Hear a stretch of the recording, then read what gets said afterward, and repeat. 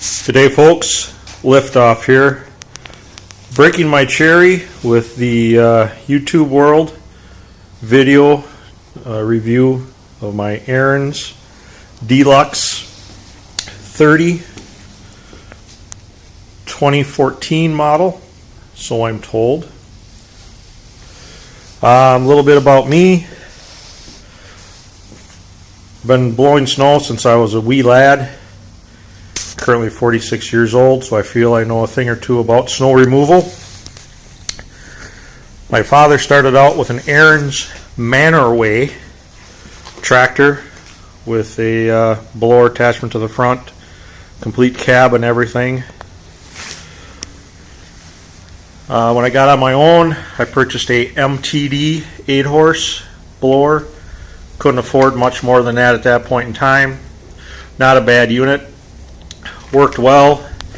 Maintenance thing that I failed to do was to every year remove the shear pins, lube them up, and reinstall them. What had happened is I'd left them in there for the 12 years I had it. I'm assuming they became rusted. I hit a rock or boulder or something and ended up busting the impeller shaft. This was in the middle of a blizzard about 5 years ago. Went to my local Ariens dealer, purchased a Ariens Deluxe 27. That was a good machine. The only issue I had with that particular machine was it did not have the remote chute.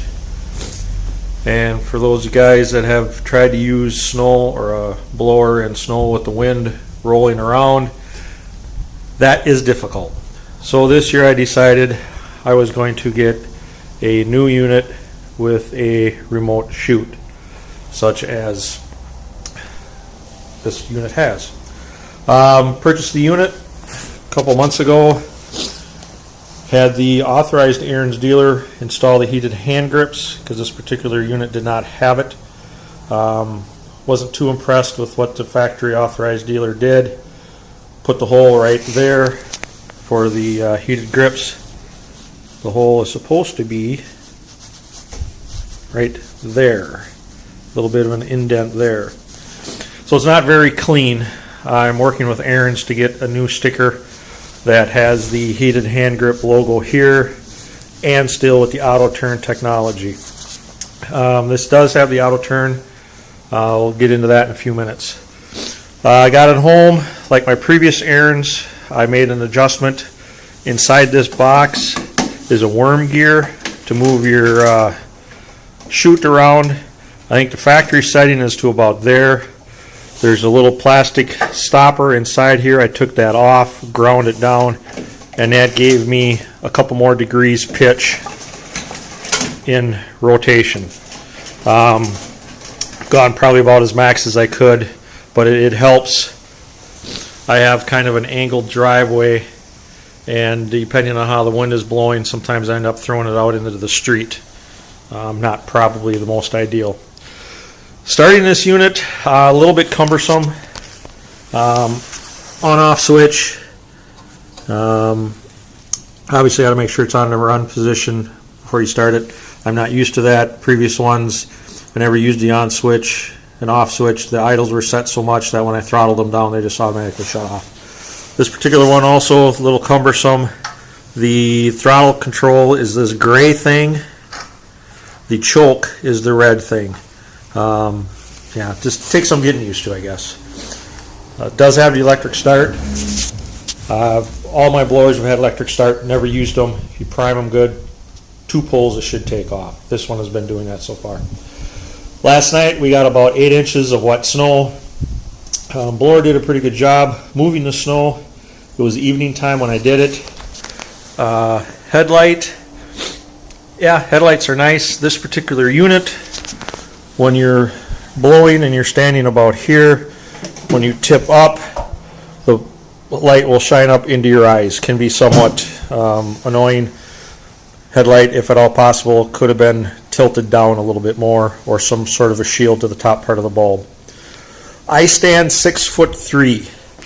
I enjoy this unit because it is taller I don't have to hunch over all the time. My neighbor, a little bit taller than me, he has an older Craftsman where the handlebar height is probably down about here. I did a zoom here by mistake using my phone. Auto turn. Not too impressed with the auto turn, and here's why. Got home last night. We had a Culligan guy came and dropped off water, and my wife came home and drove in at an angle, so I had tire tracks. Anytime the bucket got pulled into the tire track, the auto turn disengaged and the blower went wherever it decided to go freely. Bit of an annoyance. I'm not sure if I'm going to be completely happy with that. I might have to give it a couple more snow blows before I make a decision whether to keep it or not. Wouldn't be the first time I lost money on something, probably won't be the last. So all I had to do is just throw a hip into the handle, so you got to be saddled in pretty close to react pretty quick. Virgin snowfalls though, I think it'll work out pretty well. The other modification that I did is I put reflectors on the end. I see some of the more entry-level snowblowers at Lowe's have the reflectors at the end of the bucket. Personally, I think that's a good idea, coming down the end of the driveway at nighttime when the snow gets a little bit higher up. You'll be seen. The snow, like I said, it's about 8 inches. The bottom, of course, was really wet, heavy. This is not the finished product of the driveway. I had to take my old-fashioned metal shovel and scrape her down. You can see some of my neighbors that don't do that. They, that's what they're up against. And I have a north-facing driveway, so I make sure I get her down to the concrete or to the tar.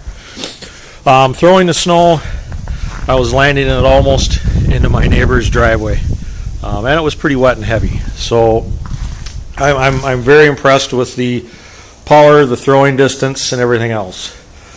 Other than that, seems to be a good unit. Gonna work with it a little bit more to get used to the auto turn technology, but as of right now, I'm not too happy. But I got to give it some time, I guess. That ends my review. Any questions, comments, criticisms, leave them below. And thank you for your time.